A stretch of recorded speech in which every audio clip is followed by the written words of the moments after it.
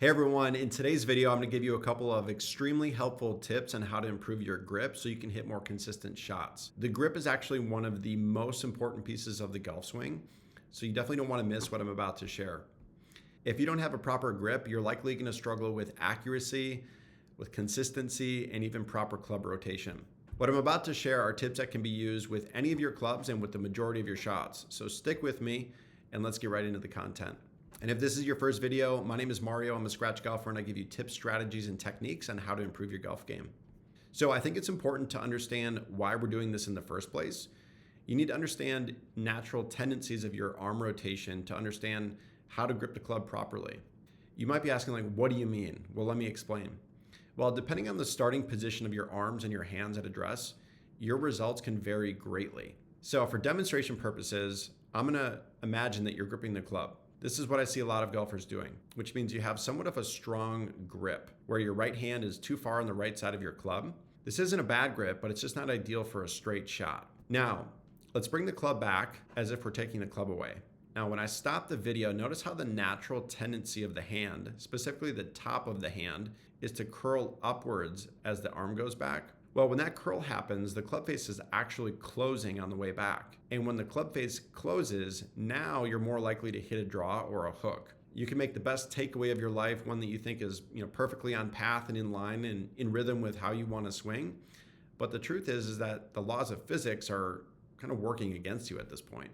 And on the flip side of that, now let's take a look at what happens when your hand is too far over on the top of your club as you start your swing. This would mean that you have a weak grip. So let's bring your hand back along the takeaway and notice how the tendency of the hand in this position is for the bottom of the wrist to expose itself. The bottom of the wrist curls under and up. Well, now the club face is open on the way back. And now your tendency is likely going to be to come through impact with an open face, and you're likely going to either slice or fade the ball. So with these two back swings, I essentially made the same motion backwards, but I found myself in two very different positions. Look at how different these positions are when I compare the two. And all of it is really a direct result of how I started gripping the club from the address position. So here's what I would suggest you do for more consistency. Focus on ensuring that the creases that your thumb and your index fingers make are pointed towards the center of your chest. If they're pointed towards your right shoulder, that works too.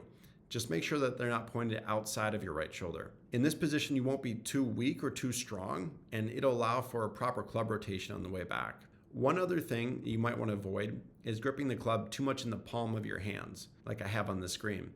That takes away from the ability to manipulate and maneuver the club easily on the way back. I would also focus on making sure that you do the interlock grip. There's a couple of different grip techniques out there, like the interlock and the overlap grip. I've always personally been a big fan of the interlock grip because I think it just gives you a more granular level of control compared to the overlap grip. And lastly, I would suggest that you grab my free PDF that I've attached for you here. It's a 10-step guide called Grip It Like a Pro, and it has step-by-step instructions along with pictures that you can reference at each step along the way on how to grip the club properly with the interlock grip for more consistent results. What I've shared today is really just the first step of many, and there's a lot more to learn and explore around the grip. So now that you know the simple technique, you might be wondering, what do I do with my left hand on the club? Well, I've actually created a video on that exact topic that I'll queue up for you here next. If you like this type of instructional content, let me know your thoughts and subscribe. Thanks for watching, and we'll see you next time.